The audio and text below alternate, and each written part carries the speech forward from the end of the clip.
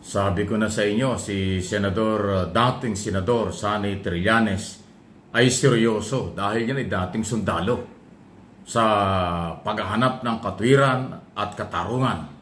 Ito'y kaugnay po dun sa kanyang mga kasong pinail na kasong cyber libel at libel before Prosecutor's Office ng Quezon City kamakailan. At dahil dyan, ngayon, itong nakaraang linggo, meron ng supwenang sinasabi ngayon, pinapakita si Trillanes laban kina Roque, yung si Byron Cristobal, at saka po yung mga taga-SMNI, ilang mga news anchor ba ng SMNI, at yung mga troll. Yan po yung pagpapatunay na seryoso. Kasi sundalo nga po yan, hindi yan aatras. Matindi po ang mga batikos nila na masyado nilang pinersonal at pinagbintangan na doon sa pagkawala umano ng ilang parte ng West Philippine Sea. Hindi naman napatunayan ang paulit-ulit nilang parata. Ayan, binalikan. So, pag may supena, ibig sabihin, dahan-dahang nakakakita ng liwanag ang kampo ni Trillanes sa paghahanap ng hustisya. At yung Prosecutor's Office ng Quezon City ang siyang nag-handle nito. Pag supena, ibig sabihin, pagpapaliwanagin, pahaharapin sa prosecutor ang mga inaakusahan. Yun po yung purpose ng supena. Pinahaharap para magpaliwanag. Okay? Tuloy-tuloy na po yan. At pagka nabigyan ng pagkakataon magpaliwanag, i-evaluate ng prosecutor yan. Pag may nakita silang medyo mababaw na dahilan at nakita yung probable cause, ipapailang kaso sa korte. Libel po yan, criminal case po yan. Cyber crime, cyber libel, at saka yung libel. Pati mga troll kasama po dyan. Kaya kung yung mapapansin yung mga troll ngayon parang natakot, kakaunti na. Kasi akala nila ang troll buzzer ay hindi pwedeng masilip. Nako, sa ilalim po ng cyber crime law, ma-identify. Kaya nga ipinail At ngayon po, ulitin ko, tulad sinabi ko dati, ongoing pa rin ang monitoring ng kampo ni Trillanes at ng Magdalo Group. Sa sino mang mga bumabatiko sa kanila ng personal at walang sapat na basihan, itutuloy nila ang mga pagpapail ng kaso. Itong naunang ipinail, ito? Patikim lang ito. May mga susunod yan pag hindi tumigil ang mga mapanirang uri, lalo na po yung mga identify na mga Duterte followers, Duterte vloggers, yan ang bumabanat ng matindi kay Trillanes noon at sa iba pang sektor. Hindi lang kay Trillanes, sino man ang inyong binabanatan ng personal at wala kayong sapat na basihan at may pagkalibelo, yan ay magiging president. Yan po yung magiging halimbawa itong galaw. At seryoso po ang dating senador, dating sundalo na si Trillanes dahil siya ay hindi pwedeng silipin onion skin o balat sibuyas kasi hindi na siya taga-gobyerno. Siya po ay isang sibilya na sa kasalukuyan. Ayun, yun po yung pumutok na balita ng isang araw. So, mayroon ng obligasyon humarap sa Prosecutor's Office bago makarating sa korte kung kinakailangan ang usaping ito. Ayan, okay?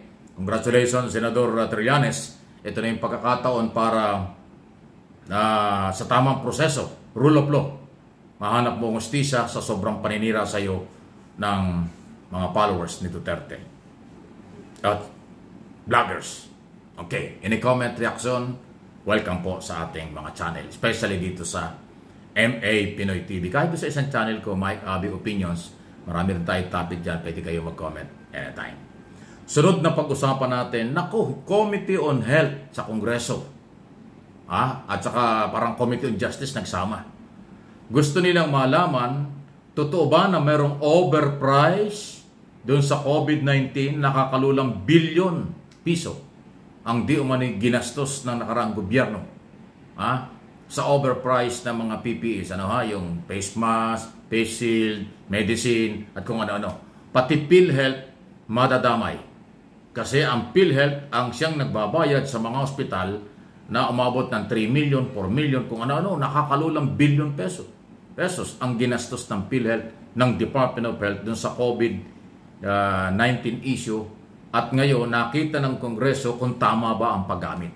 Matapos makitaan ng Office of the Ombudsman na mayroong probable cause ang naunang ipinail na kaso laban kay dating Health Secretary Francisco Duque at saka kay Christopher Lau, Undersecretary ng Department of Budget and Management ng panahon ni Duterte. So, ngayon ang Kongreso, doon sa unang hearing ng isang linggo, nakita nila na mayroong kaduda-duda nga na maaaring overprice. Mukhang malaking pera ang hindi tamang nagamit doon sa pag-handle ng COVID. O isipin mo, hindi na pinag-uusapan ng COVID sa ibang bansa, dito sa atin pinag-uusapan pa dahil yung pera o yung mga ginamit mukhang pinagkakitaan daw, mukhang may overprice nga. Kaya dapat managot ang mga taga-PhilHealth, Department of Health at kung sino-sinong opisyalis ng gobyerno sa Malacanang, pati sa Department of Budget and Management at mga kaalyado ng mga Duterte kung merong overprice. Ayan o, tama lang kasi pera natin yan. Unang-una, nung panahon ng COVID, bagsak ang ekonomiya ng mundo. Maraming buhay ang nawala dahil nagkasakit. Tuloy-tuloy ang gastos. Nangutang tayo ng malaking pera, tumanggap tayo ng maraming mga donasyon para salba ang buhay ng Pilipino. Pero ngayon, na-discover, maraming bilyon. Doon pa lang sa PPA, ay umabot yata ng 40 bilyon. Ang ginastos. Hindi naman may paliwanag ng Department of Health at ng PhilHealth kung paano ginamit yan. So, ayan po ang dinidinig at suportahan natin ng Kongreso, Committee on Health at Justice Committee tungkol dyan dahil yan ay pera ng bayan. Kita nyo, nakakasunod-sunod po itong mga hindi may paliwanag at dapat hanapin. Yan ang kailangan. Hindi ko pwedeng pagtakpan kasi malaking pera. Maraming buhay ang nawala, malaking perang nawala dahil sa bagsak na ekonomiya.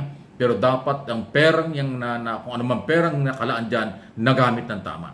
Pero kung pinagdudahan at maaaring may kumita pa dahil ng overprice, ay malaking pananagutan yan. Corruption po yan. Kala natin, matino yung nakaraang gobyerno. Kala natin, talagang walang corruption. Teka muna. Naglabasan na po ngayon ng lahat ng mga pagdududa. Pati ang Kongreso. Hindi na nagugulat na sila sa mga nagpuputukang mga balitang kailangan nilang imbestigahan. Dahil nga ang Kongreso ang nag-a-approve ng budget ng lahat ng national government. Lalo doon sa COVID, sila yung nag-approve ng budget. Supplemental budget, additional budget, di ba? Lahat. Tapos ito naman, na-discover ngayon na parang nakakaduda. So ano po inyong masasabi dyan? Ang dalawang issue na ating pinag-usapan ngayon. Yung subpoena, yung kaso ni Trillanes laban sa mga buzzer at DDS vlogger, tinuloy-tuloy, may subpoena na. So, yan na po yan. Ito naman, tungkol sa budget. So, talagang nagkakasunod-sunod. At nasa tamang direksyon. Dahil kasi, justisya, kaliwanagan, pera ng bayan, karapatan din ng bayan malaman kung saan tama bang nagamit or ginamit ng mga kinaukulan.